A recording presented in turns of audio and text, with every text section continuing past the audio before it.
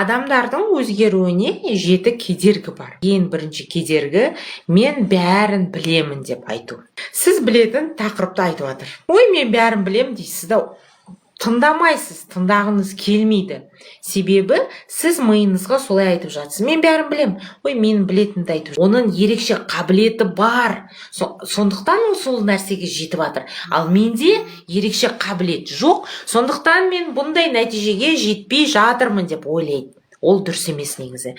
Себебі бізге Алла тағала әрқайсымызда қабілет бар. Әрқайсымызда. Біреу әнші болуы мүмкін, біреу тоқымашы болуы мүмкін. Біз бәріміз сиқыр күтеміз. Мысалға, маған келген клиенттер ойлап келеді.